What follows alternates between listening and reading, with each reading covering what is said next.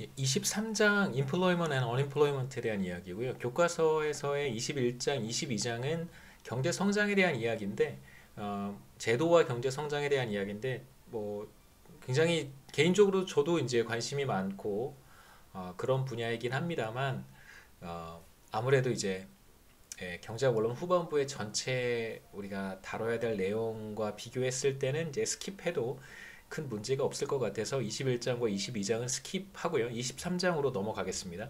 23장의 내용은 앞으로 우리가 다루게 될 경기 변동 모형에서 가장 중심이 되는 그 부분, 노동시장인데 그 부분을 조금 깊이 있게 다루는 챕터여서 23장 내용을 보고 이제 계속해서 진행을 하죠. 23장에서 우리가 보려고 하는 내용들은 주로 employment 고용을 어떻게 측정하고 뭐 혹은 취업자 수 뭐 다 괜찮습니다. 고용을 어떻게 측정을 하고 그 다음에 실업은 어떻게 측정을 하는가에 대한 이야기를 할 것이고요. 두 번째에서는 이제 노동시장에 대한 이야기. 여기서의 노동시장은 어떤 특정 노동시장을 의미하는 것이 아니라 경제 전체의 노동시장을 가리키는 것입니다. 노동시장에서의 이제 균형, 우리가 수요 공급에 의해서 균형이 결정이 되고 경쟁 시장에서요. 그 개념을 그대로 노동시장에 적용을 하겠습니다. 그래서 노동시장에서 수요는 어떻게 구성이 되고 공급은 또 어떻게 만들어지고 이런 얘기들을 하도록 하고요. 세 번째 섹션에서는 실업은 왜 존재하는 것일까? 노동시장의 균형이 형성이 되면 일하고 싶은 사람은 다 일을 하고 그 다음에 뭐 채용하고 싶은 기업은 다 채용할 텐데 그렇다면 왜 실업은 존재하는가에 대한 이야기. 그 다음에 네 번째는 임금 경직성과 구조적 실업, 웨이지 리지디티는 이제 임금 경직성이라고 얘기를 하고요. 그 다음에 structural unemployment를 이제 구조적 실업이라고 우리가 부릅니다.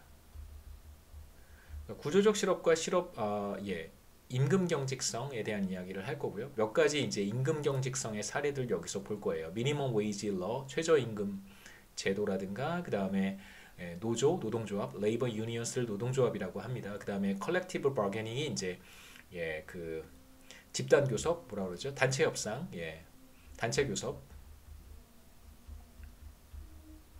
컬렉티브 바게닝에 대한 이야기를 하고 그 다음에 세 번째는 효율 임금이라고 하는 것도 있습니다. efficiency wages.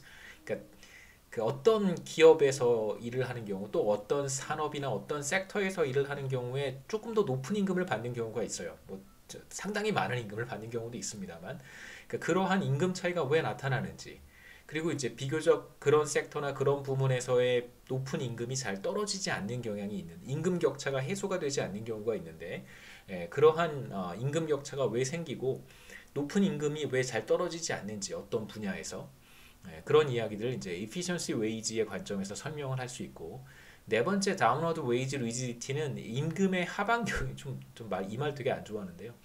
임금의 하방 경직성이라는 뜻입니다. 그러니까 임금이 상승할 때는 잘 상승해요. 올라갈 때는 뭐 요즘은 잘 올라가지 않기도 하지만 일단 상승하기 시작하면 상승은 하는데 잘 떨어지지는 않습니다. 그러니까 임금이 잘 떨어지진 않아요. 그러니까 그러한 어떤 이유, 그러니까 왜 임금이 잘 떨어지지 않는가? 이걸 이제 downward wage rigidity라고 하고 우리말로는 임금의 하방 경직성이라고 합니다. 보통 명목 임금과 실질 임금을 구분을 하는데요. 그러니까 real wage라고 하는 게 있고 nominal wage라고 하는 게 있습니다. 여러분 혹시 뭐 아르바이트나 무슨 일을 하시면 그 얼마, 시간당 얼마, 뭐 한 달에 얼마 이렇게 명시된 금액이 있잖아요. 그걸 우리가 명목 임금이라고 부르고요. 그 다음에 이제 물가 수준을 반영을 해서 실질화한 임금을 우리가 실질 임금, real wage라고 부릅니다. 그 차이는 기회가 되면 또 말씀을 드릴 수 있고요. 그 다음에 마지막 섹션에서는 경기적 실업, cyclical unemployment와 자연 실업률에 대한 이야기를 한번 해보도록 하겠습니다. cyclical unemployment를 이제 경기적 실업이라고 부르고요. 그 다음에 natural rate of unemployment를 이제 자연 실업률이라고 얘기합니다.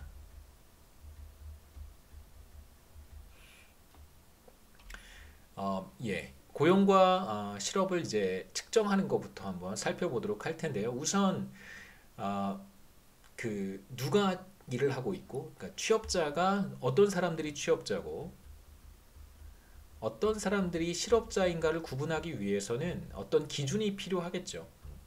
그러니까 실제로 취업자로 구분할 수 있는 사람, 실업자로 구분할 수 있는 사람을 정의하기 위해서는 일단 우리가 어떤 커다란 바운더리를 하나 가지고 있어야 됩니다. 어떤 사람들을 대상으로 해서 이들을 취업자로 구분하고 이들을 실업자로 구분할 것인가, 그 범주에 해당하는 어떤 인구라고 하는 것을 적절히 우리가 정의를 해야 되는데요.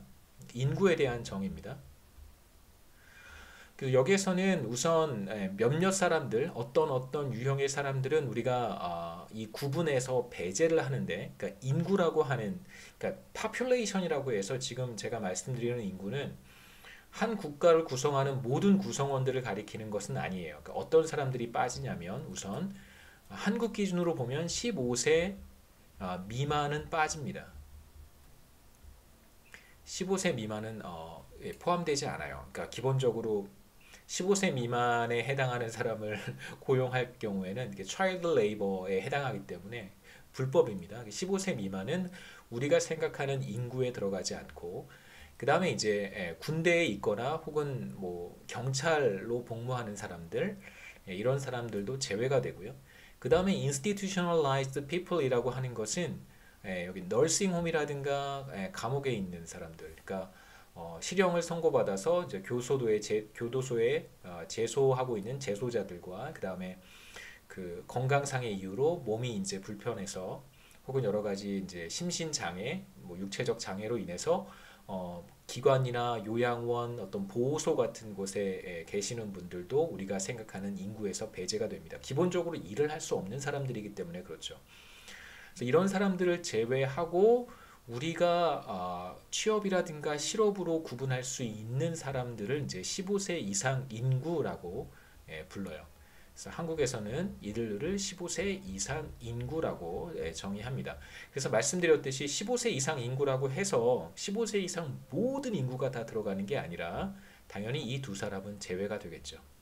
그래서 군 복무 중인 사람들이라던가 혹은 여러 가지 이유로 인해서 교도소 재소자들, 그 다음에 뭐 보호소, 요양원 이런 곳에 계시는 분들도 제외가 됩니다.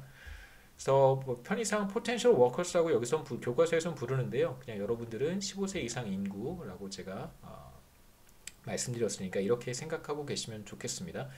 가장 최근 데이터는 올해 9월 자료인데요. 한국 같은 경우에 15세 이상 인구는 4,482만 9천 명 정도로 추계가 됩니다. 그래서 이제 우리가 4,400만 명, 4,500만 명쯤 되는데요. 4,500만 명을 대상으로 이들 중에 어떤 사람들이 취업자고, 어떤 사람들이 실업자고, 어떤 사람들이 이도저도 아닌가를 이제 우리가 구분할 수 있습니다. 자, 이제 우리가 얘기하는 population은 아까 말씀드렸듯이 15세 이상 인구고요. 자, 이 15세 이상 인구를 세 개의 그룹으로 우리가 카테고라이즈 할 수 있습니다. 첫 번째가 취업자들이고요. 두 번째가 실업자들, 세 번째가 not in the labor force인데 비경제활동 인구라고 번역을 합니다. 뭐 어떤 사람들은 뭐 언론도 그렇고요. 뭐 어떤 경제학자들은 비경제활동 인구를 비경활 이렇게 줄여서 부르는데 저는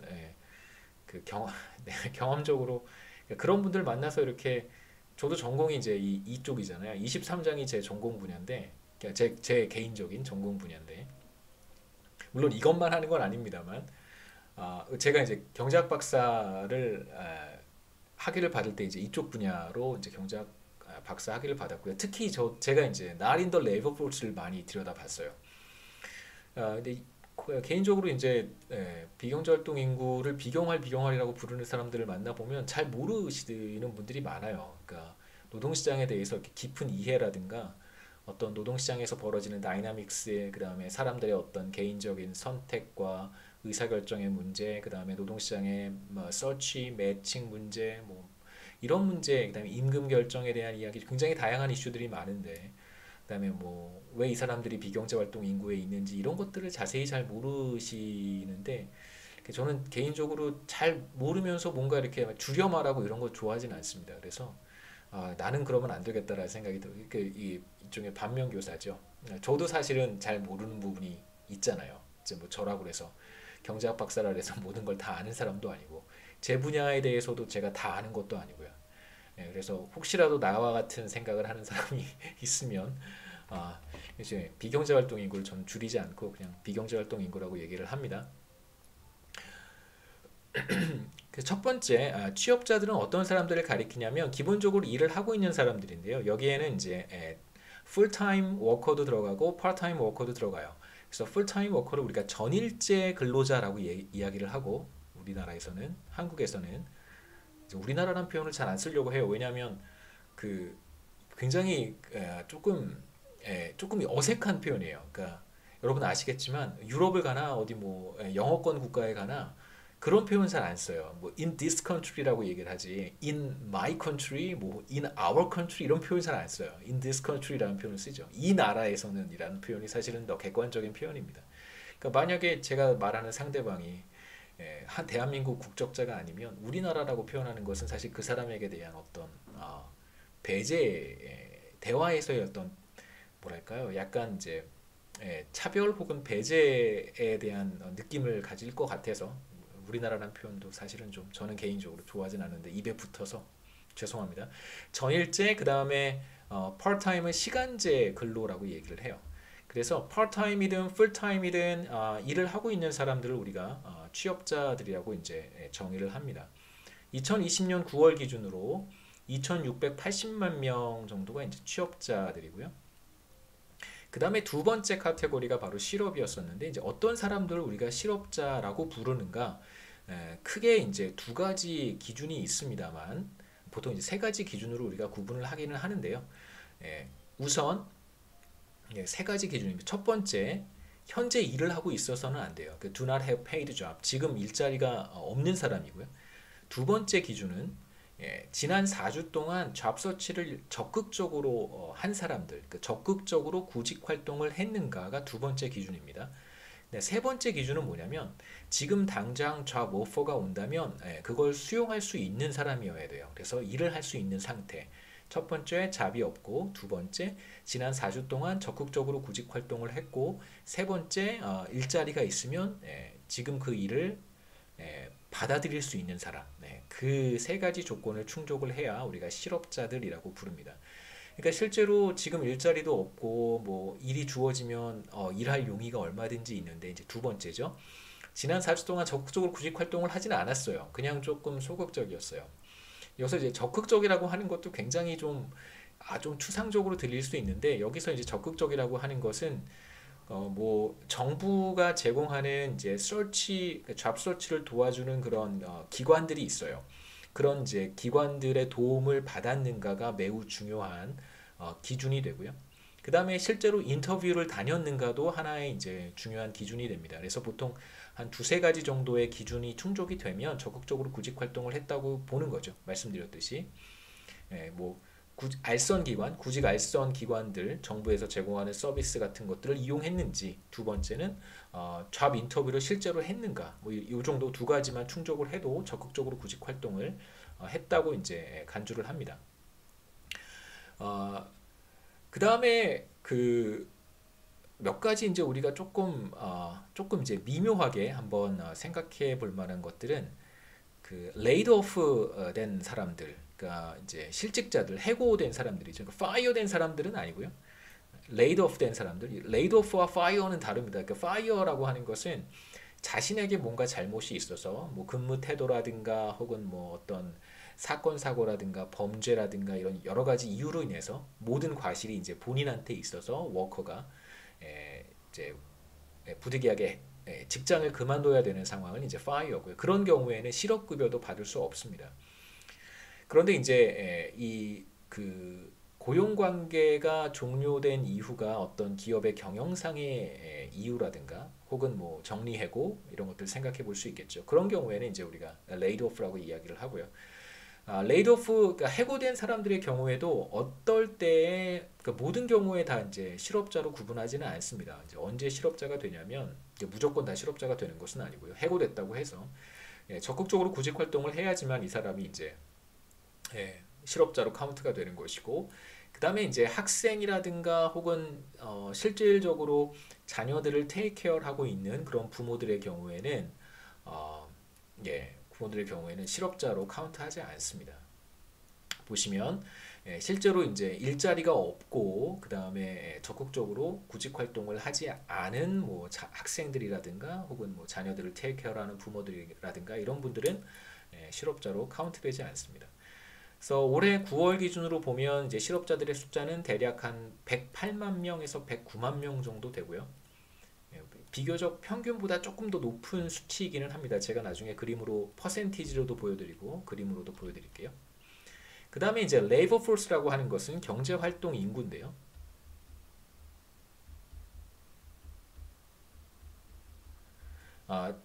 취업자들과 실업자들의 합으로 구성이 돼요. 레이버 포스는 employed와 unemployed의 합입니다.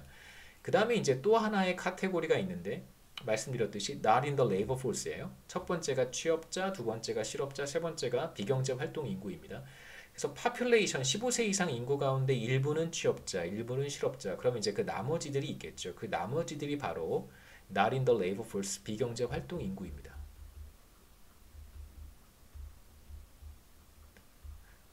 그러니까 취업자의 카테고리에도 들어가지 않고 그렇다고 실업자들의 카테고리에도 들어가지 않는 사람들 그 두 가지 기준을 다 충족하지 않으면 둘 중에 하나라도 충족하지 못하면 그럼 다 비경제 활동 인구가 되는 거예요. 그래서 뭐 다양한 사람들을 우리가 생각해 볼 수 있습니다. 이제 뭐 가사 노동을 하면서 자녀를 테이크케어하는 부모님들, parents, 그 다음에 이제 학생들, 여러분들 다 비경제 활동 인구에 포함이 되고요. 그 다음에 어떤 신체적인 장애가 있는 disabled workers라든가 혹은 은퇴한 사람들, 정년퇴직한 사람들 이런 사람들도 다 비경제 활동 인구에 포함이 됩니다. 그 다음에 이제 사실 잡서치를 하지 않은 사람들도 모두 다 비경제 활동 인구에 포함이 되고요. 9월 기준으로 보면 비경제 활동 인구의 숫자가 1,700만 명 정도 돼요. 비교적 적은 숫자는 아닙니다. 그래서 전체 파퓰레이션 15세 이상 인구 가운데 38%가 비경제 활동 인구고요. 그래서 제가 간단하게 그림을 준비를 했는데 9월 기준으로 한번 보면 말씀드렸던 숫자들이고요. 취업자들 편의상 E라고 쓰겠습니다. employed와 실업자들 unemployed 그 다음에 out of the labor force 혹은 뭐 not in the labor force OLF라고 부르기도 하는데요. out of the labor force의 줄임말입니다. 그래서 OLF 그 다음에 employed, unemployed 이렇게 해서 전체 15세 이상 인구를 구성하고 대체로 보시면 한 60% 가까이가 60% 정도 그 정도가 이제 취업자들 그 다음에 한 30에서 40% 정도가 비경제 활동 인구 그 다음에 전체 한 2% 정도가 실업자들이라고 우리가 생각해 볼 수 있습니다. 그러니까 실제로 사실 이 그림 자체가 의미가 있다기보다는 이제 저와 같이 노동시장에 관심이 많은 사람들에게는 사실 이런 게 더 관심이 있는 거죠. 이렇게 막 왔다 갔다 한단 말이에요. 이렇게 왔다 갔다 하죠, 사람들이. 그러니까 이걸 우리가 노동시장의 상태 혹은 경제활동 상태라고 부르거든요. 그러니까 레이버 포스 스테이트라고 얘기를 하는데 이 스테이트 상에서 사람들이 계속 왔다 갔다 한단 말이에요. 계속 인플로이드 상태에 머물러 있는 사람들도 뭐 다수겠지만 뭐 일단 잡을 가지면 계속해서 일을 하지만 이제 적지 않은 사람들이 계속 이 스테이트로 왔다 갔다 합니다. 그러니까 상당히 많은 사람들은 취업 상태에서 계속 있을 거예요. 뭐 이제 대다수의 뭐 부모님들, 여러분 부모님들이라든가 계속해서 일을 하셨던 분들 같은 경우에는 인플로이드 상태에 계속 머물러 있지만 여러분들이라든가 혹은 또 어떤 그룹의 사람들은 실제로 인플로이드와 언인플로이드와 아웃 오브 더 레이버 포스 상태를 계속해서 이동하는 사람들도 적지 않아요. 그래서 이러한 다이나믹스가 전체 거시경제에 어떤 영향을 미치고 실제로 코로나 바이러스라든가 혹은 이제 경제에 상당한 심각한 충격이 발생했을 때 사람들의 트랜지션이죠. 이동이 어떻게 변화하는가는 사실 매우 중요한 이슈이기도 합니다. 그 다음에 이제 이어서 몇 가지 노동시장과 관련된 지표들을 이제 저희 취업자, 실업자, 비경제활동인구, 경제활동인구 이런 것들에 대한 기본적인 정의를 이제 살펴봤고 실제로 이제 지표들을 어떻게 계산하는지를 설명을 해드릴 텐데요. 우선 사실상 거시경제에서 가장 중요한 지표가 실업률입니다. 그래서 unemployment rate를 우리가 실업률이라고 부르고요. 실업률은 경제활동 인구 중에서 실업자들의 비율이에요. 그래서 분모가 바로 경제활동 인구입니다. 전체 인구가 아니고요. 15세 이상 인구가 아니고 경제활동 인구, 다시 말하면 취업자들과 실업자들 중에서 실업자들의 비율이에요. 그게 바로 실업률입니다. 이제 그림에서 보시면 이 초록색은 빼고요. 자, 이 사람들 중에서 실업자들의 비율을 우리가 실업률이라고 정의를 합니다. 곱하기 100해서 퍼센티지로 나타내고요. 그 다음에 경제활동 참가율이라고 하는 지표가 또 하나 있는데 말이 좀 길지만 줄여서 말하진 않겠습니다. 영어로는 Labor Force Participation Rate라고 하고요. 경제활동 참가율은 뭐냐면 15세 이상 인구 중에서 경제활동 인구의 비율이에요. 그래서 경제활동 죄송합니다. 제가 펜에 뭔가를 자꾸 눌러서요. 그래서 앞에 그림에서 보시면 경제활동 참가율이라고 하는 것은 전체 파이분의 바로 employed와 unemployed의 합이 될 거예요. 그래서 전체 인구 합산하면 얼마인지 제가 4천 몇백만 명이었죠. 4천 몇백만 명 분의 경제활동 인구 대략 한 2천 뭐 한 800만 명쯤 되겠네요. 2,800만 명. 이게 바로 경제활동 참가율입니다. 그래서 이렇게도 쓸 수 있어요. 비경제활동 인구를 OLF라고 부른다면 단순히 O라고만 쓴다면 경제활동 참가율이라고 하는 것은 2 플러스 U 플러스 5분의 2 플러스 U 혹은 Labor Force 이렇게 쓸 수 있다는 뜻이죠.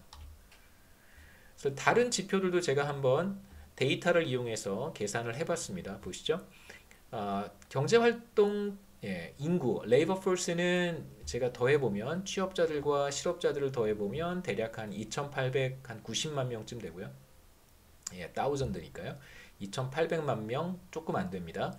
그 다음에 실업률은 경제활동 인구분의 실업자들의 숫자니까 2,800만 명 여기서 오는 거고요. Labor Force 경제활동 인구분의 실업자들의 숫자는 대략 100만 명 조금 넘으니까 계산해 보면 한 3.9% 2020년 9월 기준입니다.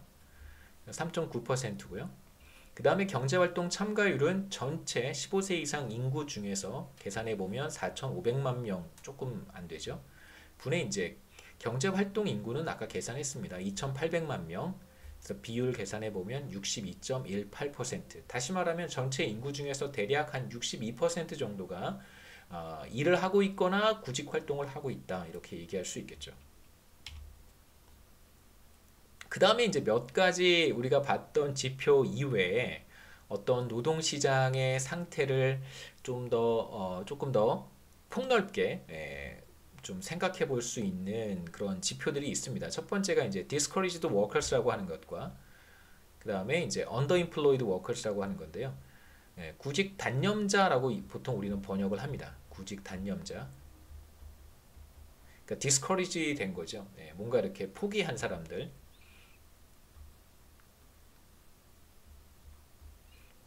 뭐 실망 실업자 이렇게 표현하는 사람들도 있었던 것 같아요. 근데 기본적으로 의미하는 것은 크게 다르지 않으니까 보통 우리가 이제 관심을 갖는 몇몇 사람들이 관심을 갖는 이제 지표 중에 하나는 discouraged workers의 숫자는 몇 명이나 될까? 구직 단념자는 얼마나 될까? 그 다음에 이제 underemployed worker는 얼마나 될까? 그래서 먼저 discouraged workers라고 하는 것이 어떤 사람들이냐면요. 일자리는 없어요. 그리고 일자리를 갖고 싶어 해요. 그런데 구직 활동을 포기한 사람들, 그러니까 적극적으로 구직 활동을 해야지만 실업자가 되는데 구직 활동을 포기한 사람들입니다. 그래서 구직을 단념한 사람들을 우리가 discouraged workers라고 하고 구직 활동을 포기했고 일자리가 없는 사람들이기 때문에 이 사람들은 실업자로 구분되지 않고 비경제 활동 인구로 구분이 돼요. 자, 그런데 이 사람의 경우에는 실제로 비경제 활동 인구라고 볼 수 있겠는가라고 하는 게 사실 논란이 되기도 했었는데 그러니까 적극적으로 구직 활동을 하지 않기 때문에 실업은 아니에요. 그러니까 그 정확한 구분에 따르면. 그런데 이제 이런 사람들은 일할 의향은 있기 때문에 실업에 포함이 되지 않는다라고 하는 것. 그래서 국가마다 이런 사람들이 과연 몇 명이나 될까? 그러니까 discouraged workers라고 하는 것은 실제로 그런 의미가 좀 있어요. 노동시장 상황이 자신에게 그렇게 우호적이지 못해서 사실 구직 활동을 포기하는 측면이 있기 때문에 discouraged workers의 숫자가 굉장히 많다는 것은 실업률이 낮음에도 불구하고, 그러니까 그 실직자들, 실업자들이 적음에도 불구하고 discouraged worker들이 많다는 것은 전반적으로 노동시장이 실업이라고 하는 지표의 관점에서 봤을 때는 나빠 보이지는 않지만 구직 단념자들이 굉장히 많다는 측면에서는 어떻게 보면 노동시장이 좋지는 않다라고 우리가 판단할 수 있는 하나의 근거가 될 수 있다는 뜻이죠. 그래서 이런 측면에서 실업률이라고 하는 지표를 unemployment rate를 이렇게 막 확대해서 여러 가지 좀 이렇게 보는 경우들도 있어요. 제가 여기서 소개는 하지 않겠습니다만 뭐 우리가 실업에 대해서 한 학기 동안 이야기할 것도 아니고, 그래서 조금 실업을 다양한 측면에서 보는 경우도 있습니다. 두 번째 이제 우리가 생각해 볼 수 있는 사람들은 언더임플로이드라고 하는 사람들인데요. 언더임플로이드는 일은 하고 있어요. 이 사람들은 기본적으로 취업자예요. 취업자지만 이 사람들은 자신이 얻는 임금 소득이, 그러니까 근로소득이죠. 죄송합니다. 일을 통해서 얻는 근로소득이 그렇게 많지 않아서 일을 더 하고 싶은 거예요. 더 많은 시간 일을 하고 싶지만 실제로 이제 그게 여의치 않은 사람들, 그러한 선택이 불가능한 사람들, 혹은 어려운 사람들, 이런 사람들을 이제 언더임플로이드라고 얘기를 합니다. 그래서 언더임플로이드라고 하는 사람들은 결국 이제 취업 통계에 들어가기 때문에요. 일을 더 하고 싶지만 더 할 수 없는 상태라고 하는 어떤 노동시장의 상황을 보여주지 못하는 측면이 있어서 또 따로 언더임플로이드의 숫자를 집계하는 경우도 있습니다. 그렇다면 이제 언더임플로이드는 사실 일을 더 하고 싶어하는 사람들, 그러니까 또 다른 뭐 세컨 잡이 뭐 메이저 잡은 따로 있고 세컨 잡을 사실 갖고 싶어하는 그런 어나더 잡을 갖고 싶어하는 그러한 사람들이기 때문에 사실 실업 통계에 이 사람들의 수치를 넣을 수도 있는데 사실은 포함이 되지는 않습니다. 일을 하고 있기 때문에. 그래서 언더임플로이드도 사실상 어떤 노동시장의 전반적인 상태를 우리가 짐작할 수 있는 참고할 만한 지표라고 우리가 얘기할 수 있겠죠. 하지만 실업 통계에는 들어가진 않습니다. 실업률에 대한 트렌드를 간단하게 살펴보고 우리가 노동시장 균형에 대한 이야기를 하도록 하겠습니다. 우선 이제 간단한 한국 데이터를 볼 텐데요. 전반적으로 뭐 우리가 나중에 보겠지만 경제 상황은 좋을 때도 있고 나쁠 때도 있습니다. 경제가 붐일 때도 있고 리세션일 때도 있고요. 경기가 과열될 때도 있고 또 한편 경기가 침체될 때도 있고요. 지금 우리는 심각한 리세션 상황에 있습니다. 경기가 이렇게 변동하는 것처럼 경기가 과열될 수도 있고 침체될 수도 있는 것처럼 그러한 상황에서 실업지표 혹은 실업률은 마찬가지로 떨어지기도 하고 혹은 실업률이 상승하기도 합니다. 대체로 한국 데이터에서는 이러한 현상이 긴밀하게 나타나진 않지만 그래도 대체로 경제 상황이 나쁜 리세션 상황에서 GDP가 떨어지는 것이죠. 그러한 상황에서 실업률이 상승하는 경향이 있습니다. 다른 나라들 같은 경우에는 이 관계가 굉장히 긴밀해요. 대표적으로 제가 미국 데이터를 준비하기도 했습니다만 대체로 노동시장이 비교적 유연한 국가일수록 그러한 국가일수록 경제 상황에 따라서 실업률의 변동이 GDP의 변동과 매우 밀접한 관련이 있고 대체로 거의 정반대로 움직이죠. 그러니까 GDP가 과열 상태에서 이렇게 올라갈 텐데 그때 실업률은 이렇게 떨어지고요.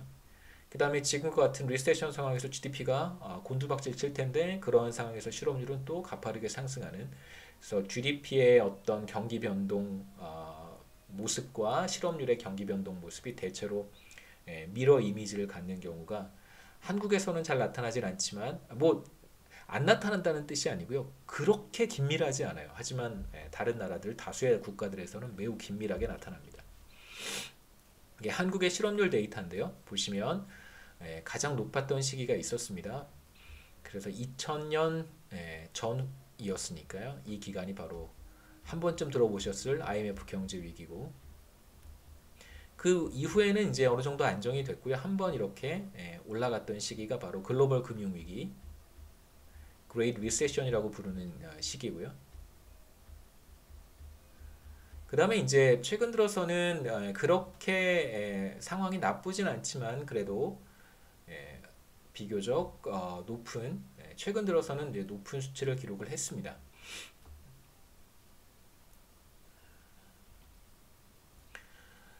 이거 US Unemployment Rate인데요. 뭐 높을 때 낮을 때가 이렇게 확실하게 구분이 되고, 이런 기간들이 다 리세션이라고 우리가 생각해 볼 수 있겠죠. 다 리세션입니다. 그래서 가장 최근에 가장 높았던 시기가 바로 2010년 전후로 해서 이때가 바로 글로벌 금융 위기 기간이죠. Great Recession 기간이고, 그 다음에 이제 코로나 바이러스 이후에 실업률이 여기까지 상승했었어요. 그러니까 글로벌 금융 위기 시기보다 뭐 웃으면 살 얘기는 아니지만 이건 뭐 비교도 할 수 없을 만큼 15%까지 실업률이 상승을 했고, 가장 최근 데이터가 제 기억에 이게 8월 데이터인 것 같은데요. 9월인가요? 8월 데이터인데 뭐 10% 밑으로 떨어지기는 했습니다. 이제 이어서 우리가 노동시장 균형에 대한 이야기를 할 텐데요. 또 섹션이 여기서 구분이 되니까 여기서 잠깐 끊고 다음 동영상에서 이어서 설명을 계속하도록 하겠습니다.